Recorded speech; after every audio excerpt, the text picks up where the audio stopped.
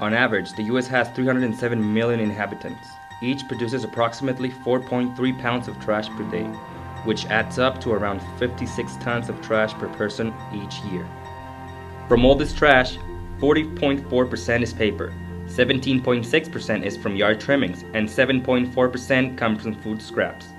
These types of trash are considered biomass and makes up a total of 65.4% or 1,126.4 million tons of the material that is dumped into landfills.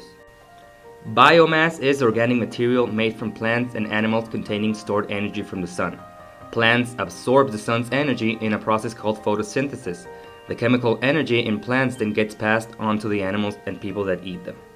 Biomass by itself can help the environment to grow new vegetation, but in a landfill it mixes with bacteria and other contaminants and releases methane gas, a greenhouse gas that contributes to global warming.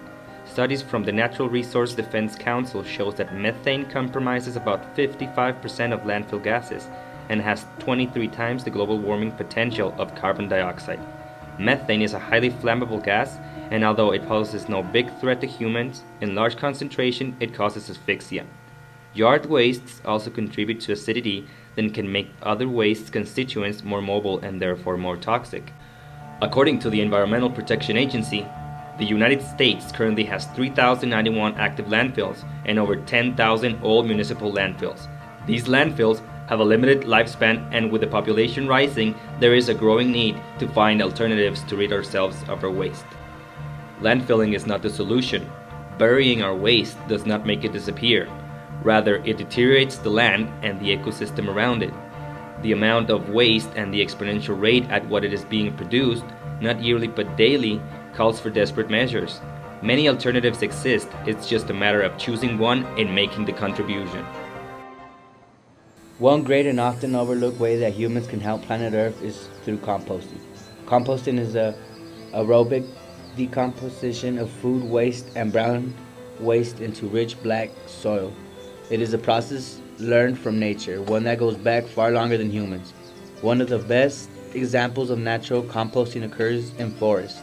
When dead leaves and other plant parts fall and cover the forest floor, these materials break down over time and enrich the soil, aiding future plant growth. This process of decomposting improves and sustains existing flora and supports the ecosystem. Composting biomass materials is an important way for people to contribute to the reduction of landfills and greenhouse gases and help nourish the environment. One of the most common ways of composting is the pile method. In this, the compostable materials are heaped on top of each other and left to decompose over time. This is the method commonly used by farmers and commercial growers who have large amounts of plant remains to dispose of. These large-scale efforts are effective, but composting can be done by anyone, and on a much smaller scale. In fact, people can start composting at any time of the year in all climate zones. There are many different ways for people to compost. One is by using the pit method. For this, simply find a good spot in your yard and dig a hole. A good-sized hole should be at least 3 feet by 4 feet, depending on how much space you want to use, and only needs to be about a foot deep. Next, add your ingredients.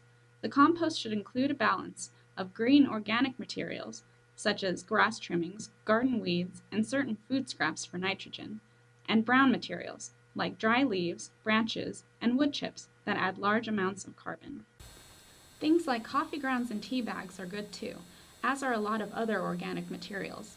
Things like dairy products, meat scraps, and diseased or chemically treated plants should be avoided. After that, moisten the pit with water and cover with a layer of dirt to keep air exposure and any odors under control. If done correctly, a compost pit or pile will not smell bad, nor attract rodents or other vermin. There are plenty of tips and additional information regarding composting available to the public from local universities and environmental outreach programs, as well as online. Another easier method of composting is by using containers. Composting bins can be bought in various shapes and sizes for outdoor use or even indoor use for those with apartments or small yards. They can be used for regular composting or vermicomposting, which is composting with the aid of worms. As with the pit and pile methods, materials should be turned every couple of weeks or so and then moistened. The water helps the microbes in the mixture stay alive and get to the nutrients, and helps transport substances within the pile. Mixing or aerating the compost speeds up the decomposting process.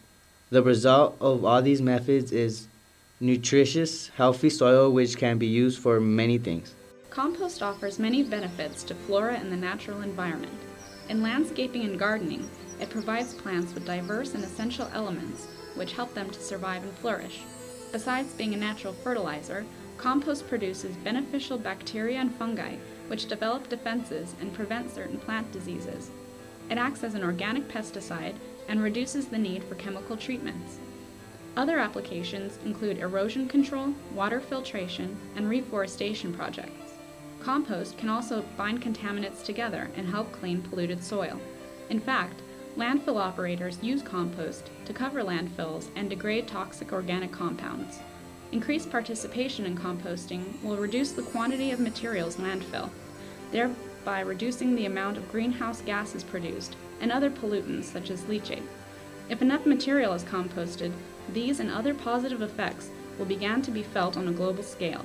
In short, humans have an opportunity to turn their never-ending consumption into a new cycle, one that will help the Earth sustain future life. The principles behind composting are founded in one of the most basic laws of nature, one that has been known for centuries, the law of conservation of mass. Mass can neither be created nor destroyed, but can be transformed into different states. All living things on this planet influence each other, whether they are aware of it or not, and all participate in the transportation of matter in their need to consume and produce waste. At some point in their lives, individuals need to become aware of what their role is within the natural cycle and decide which actions they want to take, actions that will help or actions that will hurt. Unfortunately, doing nothing at all hurts as well, since current habits support a system that is slowly poisoning the environment. Each person needs to see that they are responsible for the future of his or her garbage and decide what it will be. With the proper attention, biomass can be returned to the earth through composting and rejoin the natural cycle. If enough people participate in these simple efforts, the growth of landfills can be slowed dramatically, and the earth will be able to sustain more plant life that will reverse the damage we've done. Our survival may depend on it.